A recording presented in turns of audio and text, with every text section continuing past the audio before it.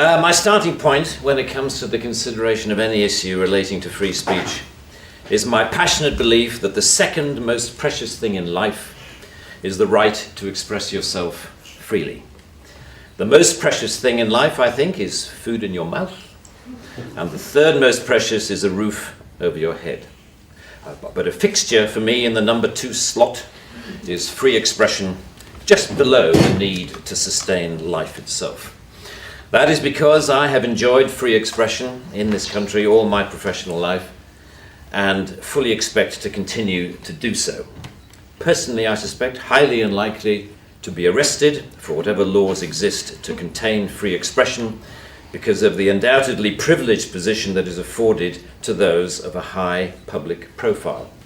So my concerns are less for myself and more for those more vulnerable because of their lower profile. Like the man arrested in Oxford for calling a police horse gay, or the teenager arrested for calling the Church of Scientology a cult, or the cafe owner arrested for displaying passages from the Bible on a TV screen. When I heard of some of these more ludicrous offences and charges, I remembered that I had been here before in a fictional context.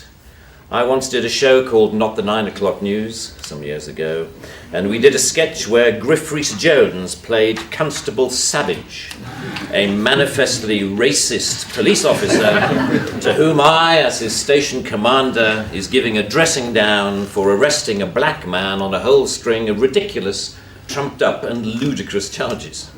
The charges for which Constable Savage arrested Mr. Winston Kadogo of 55 Mercer Road were these: walking on the cracks in the pavement, walking in a loud shirt in a built-up area during the hours of darkness, and one of my favourites, walking around all over the place. He was also arrested for urinating in a public convenience and looking at me in a funny way.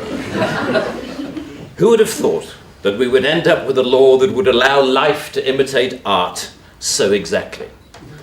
I read somewhere a defender of the status quo claiming that the fact that the gay horse case was dropped after the arrested man refused to pay the fine, and that the Scientology case was also dropped at some point during the court process, was proof that the law was working well, ignoring the fact that the only reason these cases were dropped was because of the publicity that they had attracted.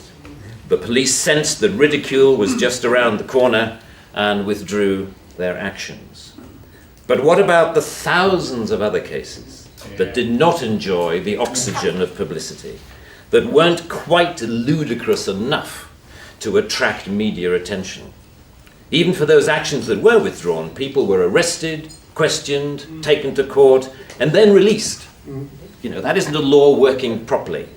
That is censoriousness of the most intimidating kind, guaranteed to have, as Lord Dear says, a chilling effect on free expression and free protest. Parliament's Joint Committee on Human Rights summarised, as you may know, this whole issue very well by saying, while arresting a protester for using threatening or abusive speech may, depending on the circumstances, be a proportionate response, we do not think that language or behaviour that is merely insulting should ever be criminalised in this way. The clear problem with the outlawing of insult is that too many things can be interpreted as such.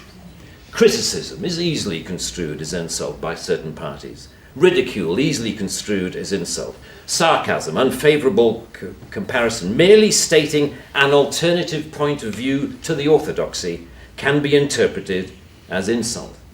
And because so many things can be interpreted as insult, it is hardly surprising that so many things have been, as the examples I talked about earlier show. Although the law under discussion has been on the statute book for over 25 years, it is indicative of a culture that has taken hold of the programs of successive governments, that with the reasonable and well-intentioned ambition to contain obnoxious elements in society, has created a society of an extraordinarily authoritarian and controlling nature. It is what you might call the new intolerance, a new but intense desire to gag uncomfortable voices of dissent. I am not intolerant, say many people, say many softly spoken, highly educated, liberal-minded people. I'm only intolerant of intolerance. And people tend to nod sagely and say, oh yes, wise words, wise words. And yet if you think about this supposedly inarguable statement for longer than 5 seconds, you realize that all it is advocating is the replacement of one kind of intolerance with another, which to me doesn't represent any kind of progress at all. Underlying prejudices, injustices, or resentments are not addressed by arresting people. They are addressed by the issues being aired, argued, and dealt with, preferably outside the legal process. For me, the best way to increase society's resistance to insulting or offensive speech is to allow a lot more of it. As with childhood diseases, you can better resist those germs to which you have been exposed. We need to build our immunity to taking offense so that we can deal with the issues that perfectly justified criticism can raise. Our priority should be to deal with the message, not the messenger. As President Obama said in an address to the United Nations only a month or so ago, laudable efforts to restrict speech can become a tool to silence critics or oppress minorities.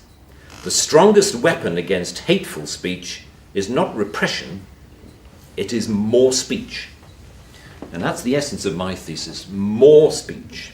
If we want a robust society, we need more robust dialogue, and that must include the right to insult or to offend. And even if, as Lord Dear says, the freedom to be inoffensive is no freedom at all. The repeal of this word in this clause will be only a small step, but it will, I hope, be a critical one in what should be a longer-term project to pause and slowly rewind a creeping culture of censoriousness. It is a small skirmish in the battle, in my opinion, to deal with what Sir Salman Rushdie refers to as the outrage industry. Self-appointed arbiters of the public good, encouraging media-stoked outrage to which the police feel under terrible pressure to react. A newspaper rings up Scotland Yard. Someone has said something slightly insulting on Twitter about someone who we think a national treasure. What are you going to do about it? And the police panic and they scrabble around and then grasp the most inappropriate lifeline of all, Section 5 of the Public Order Act, that thing where you can arrest anybody for saying anything that might be construed by anyone else as insulting. They don't seem to need a real victim. They need only to make the judgment that somebody could have been offended if they had heard or read what has been said. The most ludicrous degree of latitude. The storms that surround Twitter and Facebook comment have raised some fascinating issues about free speech, which we haven't really yet come to terms with. Firstly, that we all have to take responsibility for what we say, which is quite a good lesson to learn. But secondly, we've learned how appallingly prickly and intolerant society has become of even the mildest adverse comment. The law should not be aiding and abetting this new intolerance. Free speech can only suffer if the law prevents us from dealing with its consequences. I offer my wholehearted support to the Reform Section 5 campaign. Thank you very much.